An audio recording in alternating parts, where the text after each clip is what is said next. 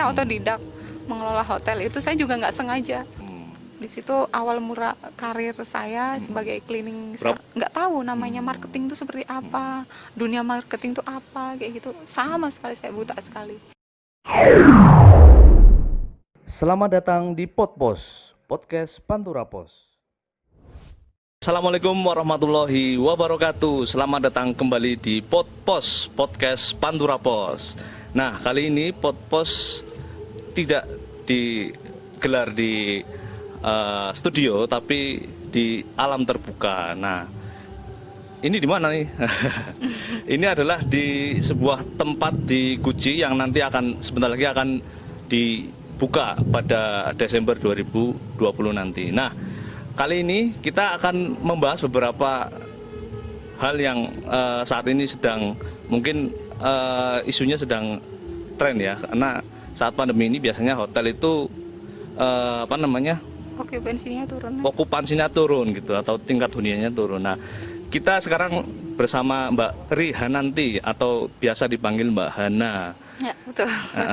Nah, sebelum kita nanti bahas soal okupansi hotel di tengah pandemi ini, mungkin bisa ceritakan dulu Mbak Rihananti, bisa perkenalkan dulu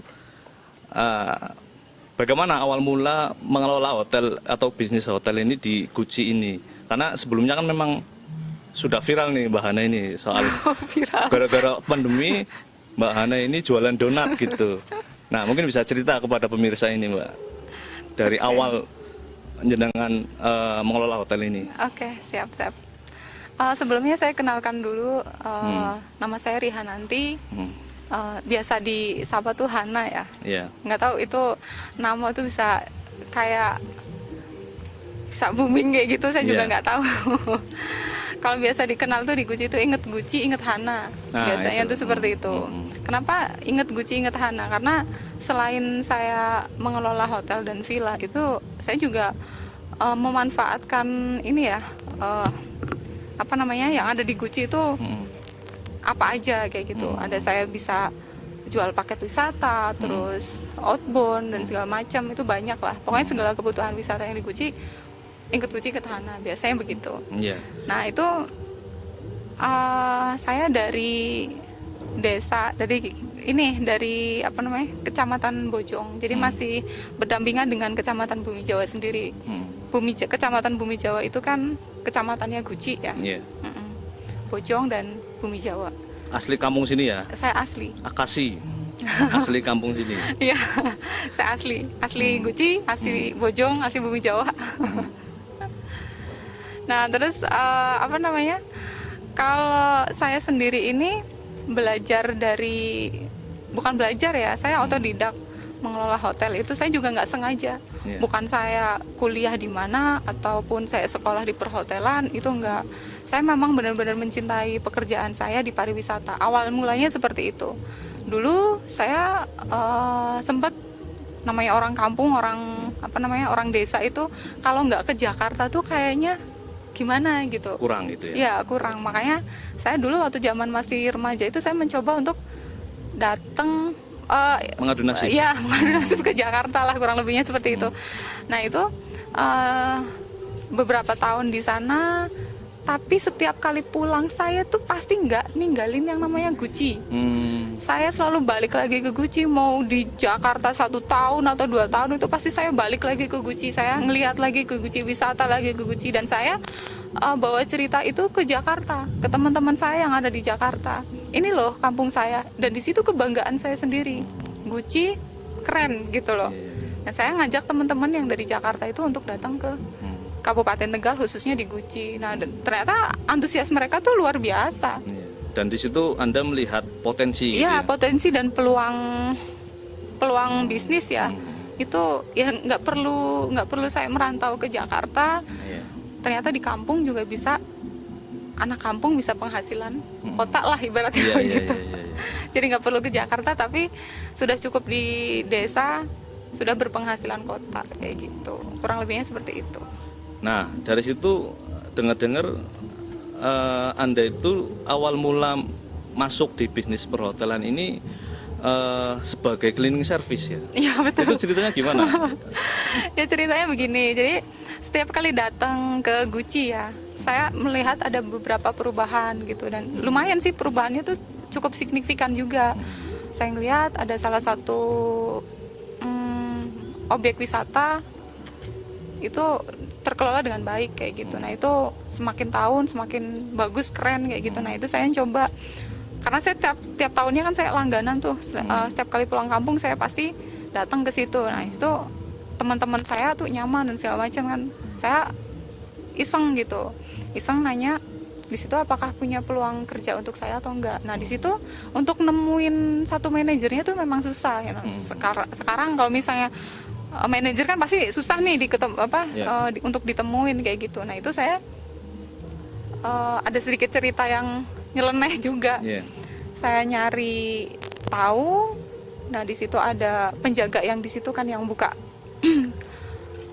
pintu gerbang objek wisata itu. Saya nanya di situ manajernya siapa gitu. Nah dikasih tahu lah nama manajernya. Udah, karena saya susah untuk ketemu sama manajernya, saya masuk aja ke sana. Dan saya ketemu dengan manajer itu dengan berbekal ciri-ciri yang dikasih tahu sama karyawan itu. Nah di situ saya nyoba ngelamar kerja. Nah di situ juga ada pertanyaan dari manajernya sendiri itu. Ada pertanyaan kenapa nggak ngelamar kerja di sini, banyak yang ngelamar kerja, dan silahkan taruh lamaran kerja Anda di depan kayak gitu. Nah di situ disuruh sama-sama dengan yang lain gitu ya. Iya, nah itu di situ saya jawab kalau misalnya saya ngelamar kerja itu sama aja sama yang lain kayak gitu, dan pasti akan menjadi tumpukan berikutnya dan nggak akan pernah kebaca. Kalau misalnya saya ketemuin Bapak langsung, otomatis Bapak bisa melihat saya, fisiknya saya, mungkin cara bicaranya saya, barangkali nanti Bapak berkenan kan sudah tahu gitu loh. Jadi nggak perlu buka lamaran kerja dan segala macam gitu. Nah, singkat cerita diterima kerja di situ ya? Ya, saya diterima beberapa hari kemudian, saya ditelepon, saya diterima kerja di situ. Tadinya saya mau balik lagi ke Jakarta, terus tiba-tiba saya ditelepon, udah saya balik. Saya urungkan untuk ke Jakarta, saya kerja di situ, dan di situ saya cleaning service. Sebagai cleaning service. Di situ awal mula karir saya sebagai cleaning service. Berapa tahun itu? Bisa cerita waktu itu? Kalau berapa tahunnya sebagai cleaning service itu kurang lebihnya 2 tahun lah ya, kurang lebihnya. Bisa tahun. Kurang, bisa lebih. Terus berarti dari cleaning service naik ke bukan 2 tahun. Berarti kalau cleaning service itu berarti sekitar 1,5 tahunan lah, itu karirnya mulai naik gitu. Dari cleaning service ke itu naik jadi bukan naik ya, itu kan nggak tahu, itu pindah. Mungkin manajer saya mungkin sejauh mana saya tetap fight, itu saya dipindah. Kebetulan kan di situ ada etalase yang kosong yang nggak ada, kebetulan karyawan di situ tuh nggak ada yang mau nungguin karena mungkin gengsi segala macam. Nah saya dipindah ke situ, ya udah oke, saya ambil aja gitu. Saya nggak akan pernah menyerah sampai di situ. Nah di situ ternyata etalasenya bisa berkembang, nambah showcase dan segala macam kayak gitu, dan situ jalan gitu. Akhirnya lama kelamaan saya dipercaya untuk mengelola, kalau bahasa saya mengelola manajemen divisi, ya. Manajemen yang di ada di hotel itu. Iya. Tapi di situ hanya beberapa tahun dan akhirnya pindah lagi gitu ya. Iya, dan di situ saya sempat namanya ini kan sepak terjangnya kan naik turun ya. Nah itu sempat saya keluar juga, resign dari situ karena ada beberapa hal, terus saya keluar. Saya mencoba bangkit lagi, saya mulai dari nol lagi. Saya sampai jualan sayur saat itu ya, sayuran. Sempat jualan sayur. Padahal waktu itu sudah menjadi manajemen. Iya, saya sudah di manajemen berarti. Kalau ini setaranya mungkin manajer. Iya, bisa dikatakan seperti itu. EAM lah ya. Kalau di hotel itu EAM. Nah itu saya keluar, saya resign, saya nyoba bangkit lagi, saya jualan sayur. Saya jualan sayur, saya memanfaatkan sekeliling kan banyak tuh yang jualan sayur-sayur, dan di sini kebetulan sayurannya murah-murah banget gitu. Ternyata kalau dijual ini kan untungnya agak banyak. Nah situ saya memanfaatkan nih, saya modalin ada beberapa saudara dan keluarga sekitar gitu. Nah itu untuk pakai motor sendiri, tapi jualan sayurnya bisa saya ngisi gitu. Nah itu sementara seperti itu, cuman bertahan beberapa, nggak sampai 1 tahun itu. Iya. Cukup lama lah kalau Iya. beberapa bulan itu. Ya nggak sampai 1 tahun, terus akhirnya saya ada peluang untuk kerja lagi untuk di marketing salah satu rumah makan ya, rest area. Bukan rumah makan, itu rest area, salah satu rest area. Di situ saya mengawali karir lagi dari nol lagi, dari sebagai marketing. Di situ waktu itu saya jadi marketing, dan di situ pun saya juga nggak tahu namanya marketing itu seperti apa, dunia marketing itu apa, kayak gitu. Sama sekali saya buta sekali, nggak tahu ini biar rest area ini bisa ramai itu harus diapain ya. Begonya udah ya nggak tahu apa-apa gitu. Tapi setelah itu berproses dan akhirnya dipercaya kembali di manajemen hotel ya. Ya, nah di situ saya ketemu dengan seseorang gitu yang membuat saya mungkin bisa seperti ini. Orang tuh sukses tuh nggak mungkin bisa sendiri ya. Iya, betul. Orang sukses tuh pasti ada seseorang di belakangnya atau di sampingnya gitu. Nah itu saya ada. Itu mentor saya itu kebetulan beliau menjabat sebagai GM corporate di divisi perhotelan. Itu ada di Tegal, pokoknya ada di Pantura juga ada sih. Beliau kelola beberapa hotel di situ. Boleh disebut nama? Boleh, nggak apa-apa. Oh gitu. Di Grandian gitu ya. Iya, di Grandian Hotel. Nah beliau inisialnya nggak apa-apa. Pak Teguh Hiwana. Pak Teguh. Iya Pak Teguh. Iya. Nah, Ya artinya proses belajar itu terus menerus gitu ya dilakukan. Iya, nah di situ selain manajer sebelumnya yang saya kerja di, saya sebut nama aja nggak apa-apa Iya, nggak ya apa-apa, perusahaannya nggak ya. Itu saya kerja di Guciku dulu. Itu ada yang lihat juga ternyata saya punya potensi katanya begitu. Itu Pak Teguh itu tadi yang sampai Sejak sekarang di situ jadi ya. nah itu kamu punya potensi, kamu Sejak keren, di dan beliau melihat itu seperti katanya begitu. Nah itu udah saya ditantang juga itu sama Pak Teguh kayak gitu. Waktu itu saya ditanyain sama Pak Teguh, kamu di sini sebagai marketing tuh digaji atau apa gitu. Iya saya digaji. Nah di situ saya bukan disadarkan ya, dikasih tahu sama diubah gitu ya. dibuka sama Pak Teguh gitu. Marketing itu intinya ya, marketing itu nggak punya gaji dan gajinya tuh tidak terbatas. Iya, sebenarnya. Sebenarnya seperti itu. Jadi kamu salah kalau misalnya jadi marketing terus harus Per bulan. masih digaji kayak gitu. Nah di situ udah saya udah dikasih banyak ilmu sama beliau. Udah akhirnya saya keluar juga dari situ. Nah setelah dari rest area tadi, setelah saya resign, saya mencoba bikin perusahaan sendiri. Nah itu saya gandeng Pak Teguh juga. Itu CV-nya CV Rihan Turisma Manajemen yang sekarang jadi membawahi beberapa hotel yang ada di Guci. Sampai sekarang gitu Sampai ya? sekarang. Oke. Nah itu udah mulai sedikit naik gitu. Nah nanti kita akan bicara soal manajemen perhotelan di masa pandemi ini. Bagaimana sih situasi manajemen hotel di situasi pandemi ini? Mungkin bisa dijelaskan, Mbak. Saya lihat tadi ada spanduk ingat Guci, ingat Hana. Ya. Ya, apakah kondisi pandemi itu begitu berdampaknya pada sangat. bisnis perhotelan Sangat. sehingga Anda itu bikin spanduk seperti itu untuk promosi gitu? Kalau spanduk promosi baleho promosi seperti itu memang udah ada dari dulu. Oh, dari dulu. Iya, itu saya ganti karena kemarin kan Guci sempat tutup dari pertengahan Maret sampai awal Agustus ya. Awal Agustus baru dibuka lagi. Nah, itu kan yang namanya baleho semuanya sudah rapuh, harus diganti. Ya, itu sebenarnya sudah ada dari Tapi dulu. okupansi hotel di masa pandemi ini Turun. turun Banget. Turun banget ya. berapa sekitar- persen? Ya, kalau berapa persen, 50% aja saya masih ini kok. Soalnya masih naik turun. Jadi kita nggak jelas nih. Kadang ada berita apa nanti naik, nanti turun lagi kayak gitu. Jadi kalau saran saya sih kalau misalnya ada berita pun ya yang tidak membuat soal itu ya. Iya, jadi tidak kayak menakut-nakuti kayak gitu loh. Tapi Saran saya intinya sih seperti dari sini itu. kan sudah mulai new normal ya.